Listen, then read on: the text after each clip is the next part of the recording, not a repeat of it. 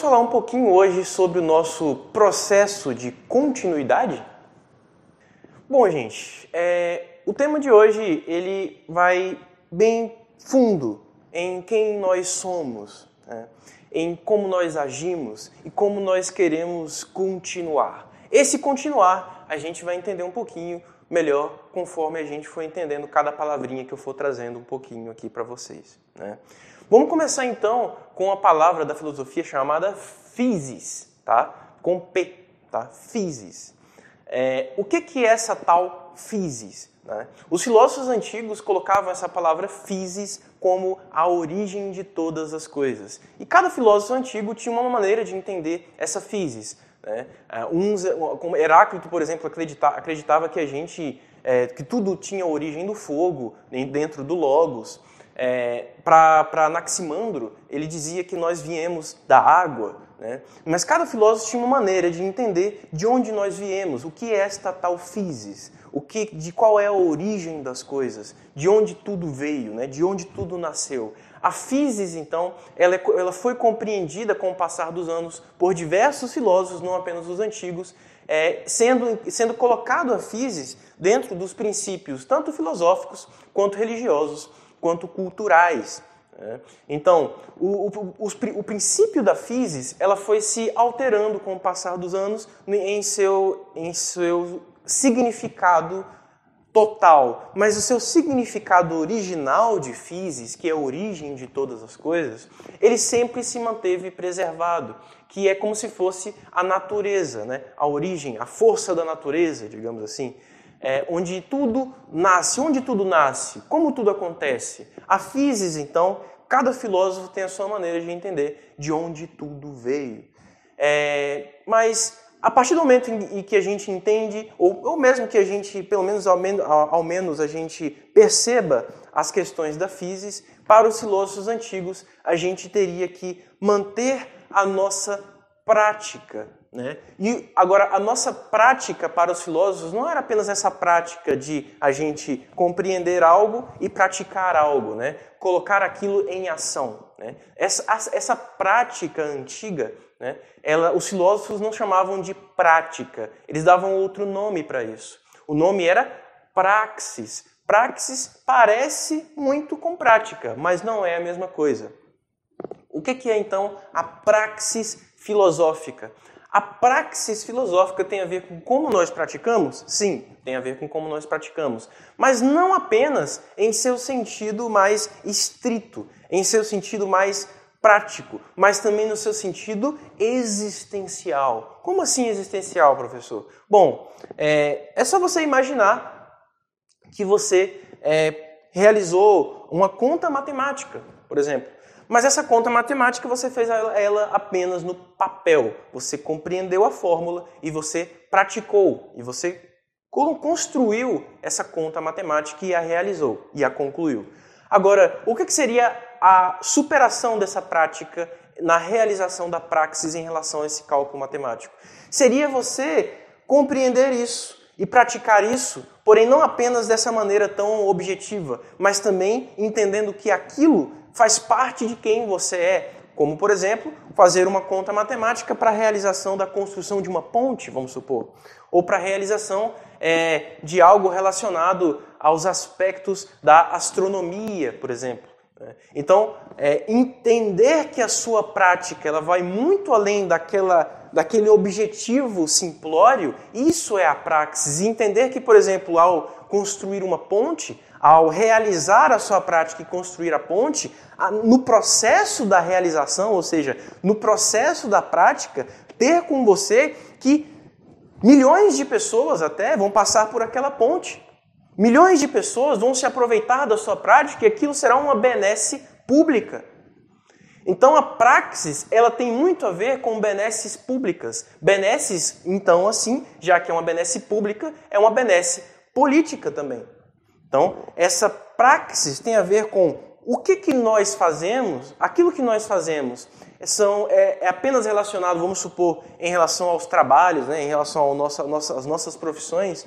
A nossa profissão, vamos supor, ela é apenas um meio de nós ganharmos o nosso ganha-pão, é apenas um meio de nós termos a nossa sustentação, ou ela tem um impacto muito maior do que simplesmente esse impacto individual, né? Essa compreensão de que o impacto das suas realizações vão muito além do individual e entender isso em quem você é, ou seja, fazer com que essas suas práticas, fazer com que todas as suas práticas sejam voltadas para quem você é, no sentido de que isso é uma realização pessoal, ou seja, eu estou fazendo isso não apenas com um objetivo, mas que o objetivo seja a própria prática.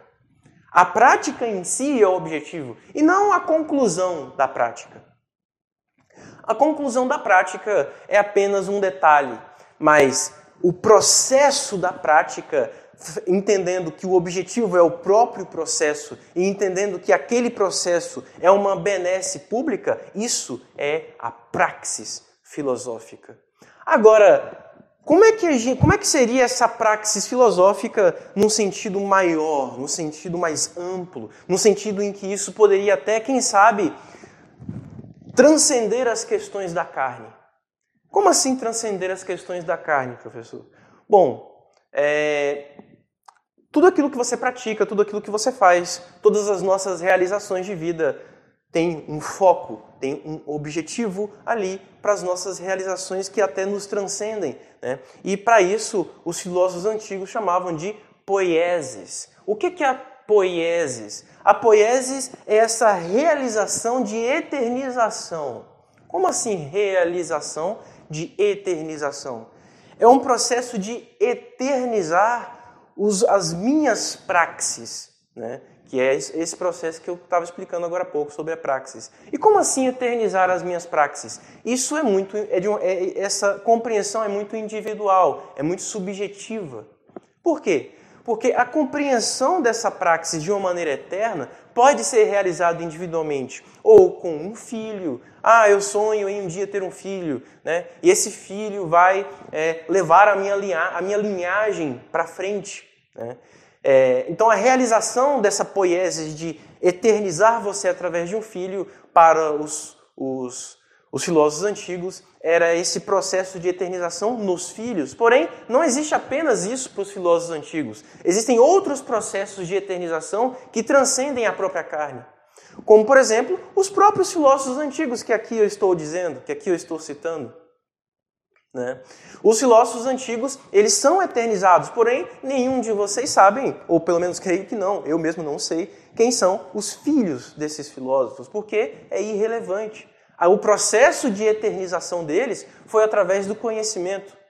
O processo de eternização deles foi através da própria lógica, da própria razão, do próprio ser. Eles eram eles mesmos com muita potência. E ser você mesmo com muita potência te eterniza tal qual um filho, ou quem sabe até mais do que o processo carnal que é falível, né?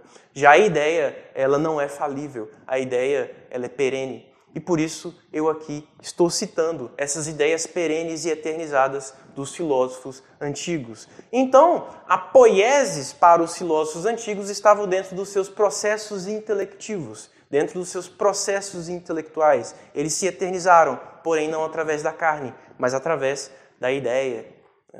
E também, é claro, aí vem a tradução da palavra poiesis para o que a gente entende hoje, que é outra maneira de se eternizar que os filósofos antigos diziam, que era relacionado à própria poesia. A poesia, né, a arte, é como os filósofos antigos também viam outra maneira de você se eternizar. Nós conhecemos aí músicas e instrumentos muito antigos, né? E os autores destas músicas, os autores de muitas artes, como por exemplo, para vocês terem uma ideia, as artes rupestres, né? As artes que estão ali nas cavernas. A gente não sabe especificamente quem são os indivíduos que a fizeram, por ainda naquela época ainda não ter um processo autoral bem estipulado, porém a gente sabe que existiram, o ser, né, humano foi eternizado através das artes rupestres. Então, eles se eternizaram através disso. E a partir do momento em que houve os processos autorais da poiesis, né, a gente também eternizou as pessoas através dos processos artísticos, e nós conhecemos assim tantos e tantos criadores, né? Porque a poiesis também tem a ver com a criação, né?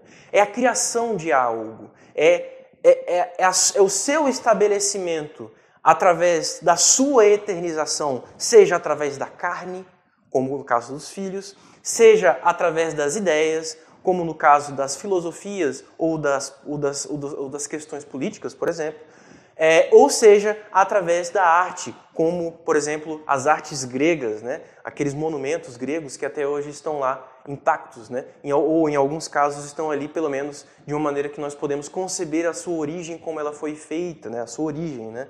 Então, o processo de eternização do ser é o que os filósofos antigos chamam de poiesis. Aí temos os nossos poemas, hoje em dia, né? A gente tem tantos poetas brasileiros, tantos poetas aí mundo afora, né? Temos aí poetas incríveis, e esses poetas, essa palavra, né, poeta, a poesia, ela vem diretamente da palavra poiesis, né? Agora, beleza, as coisas se criaram, as coisas surgiram, mas como é que elas se mantêm perene? Como é que elas se mantêm eternas? Através da poiesis. Bom, pessoal, então agora eu tenho uma perguntinha para vocês. Qual é a sua poiesis?